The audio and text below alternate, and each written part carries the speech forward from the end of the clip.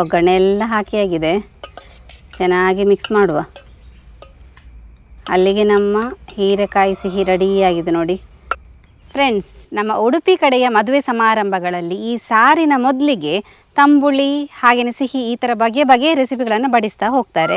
ಅದರಲ್ಲಿ ಸಿಹಿ ಉಂಟಲ್ಲ, ಸ್ವಲ್ಪ ವಿಭಿನ್ನವಾದ ರೆಸಿಪಿ ಅಂತ ಹೇಳಿದರೆ ಕೂಡ ತಪ್ಪಾಗಲಿಕ್ಕಿಲ್ಲ.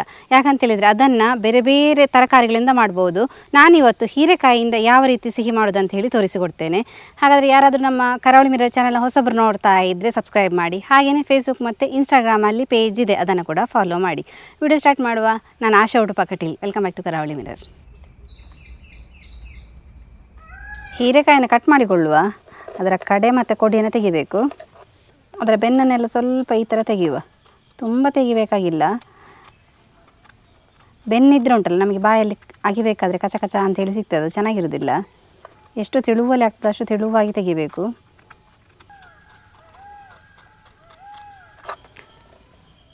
ನೋಡಿ, ಹೀರೆಕಾಯಲ್ಲಿ ಮಧ್ಯದಲ್ಲಿ ಏನಾದರೂ ಬೀಜ ಇದ್ದರೆ ಅದನ್ನು ಈ ಥರ ಕೈಯಲ್ಲಿ ತೆಗೆದರೆ ಆಯಿತು.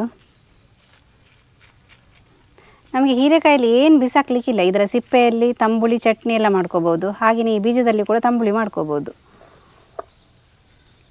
ಹಾಗೆ ಎಲ್ಲ ಯೂಸ್ ಆಗ್ತದೆ. ಇದನ್ನು ಚಿಕ್ಕದಾಗಿ ಕಟ್ ಮಾಡಿಕೊಳ್ಳುವ. ನಮ್ಮ ಸಿಹಿ ರೆಸಿಪಿಗೆ ಎಷ್ಟು ಚಿಕ್ಕದಾಗಿ ಕಟ್ ಮಾಡಲಿಕ್ಕೆ ಆಗ್ತದೆ ಅಷ್ಟು ಚಿಕ್ಕದಾಗಿ ಕಟ್ ಮಾಡಿಕೊಂಡ್ರೆ ಒಳ್ಳೆಯದಿರ್ತದೆ. ಸಿಹಿಯಲ್ಲಿ ಉಂಟಲ್ಲ, ತರಕಾರಿಯೇ ಜಾಸ್ತಿ ನಮಗೆ ಕಾಣಬೇಕು. ನೋಡಿ, ಈ ಥರ ಚಿಕ್ಕ ಚಿಕ್ಕದಾಗಿ ಕಟ್ ಮಾಡಿಕೊಂಡ್ರೆ ಆಯಿತು.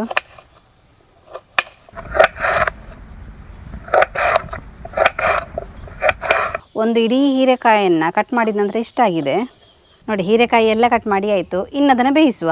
ಬೇಯಿಸಲಿಕ್ಕೆ ಬೇಕಾಗಿ ನಾನೊಂದು 1/4 ಪಾತ್ರದಷ್ಟು ನೀರಿಟ್ಟಿದ್ದೇನೆ. ಅಷ್ಟು ನೀರು ಸಾಕಾಗ್ತದೆ, ತುಂಬ ನೀರು ಬೇಕಾಗಿಲ್ಲ. ಹೀರೆಕಾಯನ್ನು ಹಾಕೊಳ್ಳುವ. ನಮಗೆ ಈ ಸಿಹಿ ಮಾಡುವಾಗ ತುಂಬ ನೀರು ಬೇಕಾಗಿಲ್ಲ. ಹೀರೆಕಾಯಿ ಮುಳುಗುವಷ್ಟು ನೀರಿದ್ರೆ ಸಾಕಾಗ್ತದೆ.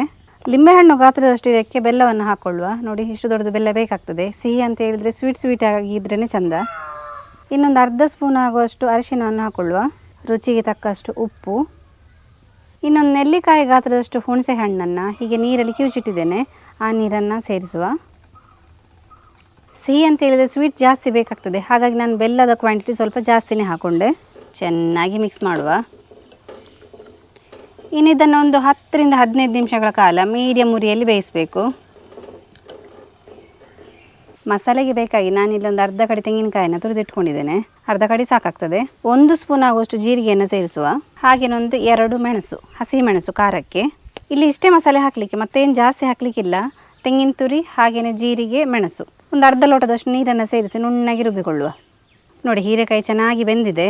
ಇದಕ್ಕೆ ಇವಾಗ ರುಬ್ಬಿದ ಮಸಾಲೆಯನ್ನು ಹಾಕ್ಕೊಳ್ಳುವ. ಇಷ್ಟು ನುಣ್ಣಗೆ ಮಸಾಲೆ ರುಬ್ಬಿಕೊಳ್ಬೇಕು.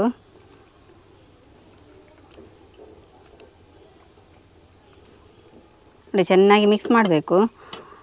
ನಂತರ ಒಂದು 2 ಕುದಿ ಬಂದರೆ ಅಲ್ಲಿಗೆ ನಮ್ಮ ಸಿಹಿ ರೆಡಿ ಆಗ್ತದೆ. ಮತ್ತೊಂದು ಸಿಂಪಲಾಗಿ ಒಗ್ಗರಣೆ ಕೊಟ್ಟರೆ ಆಯಿತು.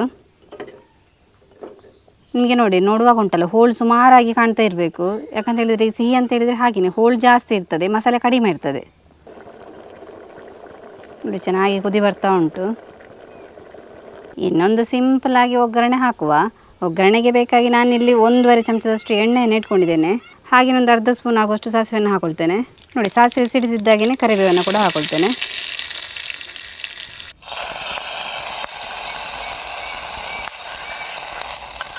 ಒಗ್ಗರಣೆ ಎಲ್ಲ ಹಾಕಿ ಆಗಿದೆ, ಚೆನ್ನಾಗಿ ಮಿಕ್ಸ್ ಮಾಡುವ.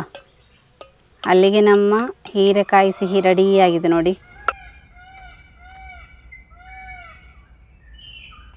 ನೋಡಿದ್ರಲ್ಲ ಫ್ರೆಂಡ್ಸ್, ನಮ್ಮ ಹೀರೆಕಾಯಿಯ ಸಿಹಿ ಸಾಂಬಾರು ಯಾವ ರೀತಿ ಬಂದಿದೆ ಅಂತ ಹೇಳಿ. ತುಂಬಾ ಚೆನ್ನಾಗಿ ಕಾಣ್ತಾ ಉಂಟು, ಹಾಗೆಯೇ ಟೇಸ್ಟಿಯಾಗಿರ್ತದೆ. ನೀವು ಕೂಡ ಈ ರೆಸಿಪಿ ಇಷ್ಟ ಆದರೆ ಮನೆಯಲ್ಲಿ ತಪ್ಪದೆ ಟ್ರೈ ಮಾಡಿ. ಹಾಗೆಯೇ ಈ ವಿಡಿಯೋ ಇಷ್ಟ ಆದರೆ ನಿಮ್ಮ ಫ್ರೆಂಡ್ಸಿಗೆ, ರಿಲೇಟಿವ್ಸ್ಗೆಲ್ಲ ಹೆಚ್ಚು ಶೇರ್ ಮಾಡಿ. ಯಾರಾದರೂ ನಮ್ಮ ಕರಾವಳಿ ಮಿರರ್ ಚಾನಲ್ನ ಹೊಸಬರು ನೋಡ್ತಾ ಇದ್ದರೆ ಸಬ್ಸ್ಕ್ರೈಬ್ ಮಾಡೋದನ್ನು ಮಾತ್ರ ಮರಿಬೇಡಿ.